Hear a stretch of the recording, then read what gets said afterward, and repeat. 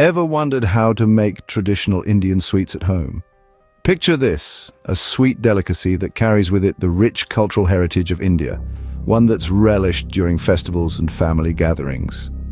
Today, we're diving into the recipe of a traditional Indian sweet known as til laddu or sesame seed laddu. To start with, gather the following ingredients: 1 cup of sesame seeds, either white or black, 1 cup of grated or powdered jaggery, 2 tablespoons of ghee or clarified butter, 1/4 teaspoon of cardamom powder, and a pinch of salt. Begin by dry roasting the sesame seeds in a pan on medium-low heat. It's important to keep stirring to ensure they roast evenly without burning. Once they've turned a light golden brown and release a nutty aroma, it's time to transfer them to a plate to cool. The next step involves the same pan, but this time add the ghee on low heat. Toss in the jaggery, stirring continuously until it melts into a thick syrup.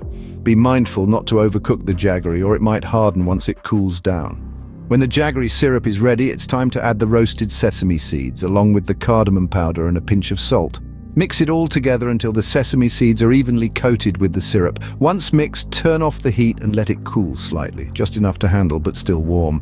Here comes the fun part, shaping the laddus. Grease your palms with a little ghee to prevent sticking. Take a small portion of the mixture and shape it into round balls. Ensure to press firmly so they hold their shape. Repeat this process with the remaining mixture. Once all the laddus are shaped, allow them to cool completely before storing them in an airtight container. They will firm up as they cool down. And there you have it.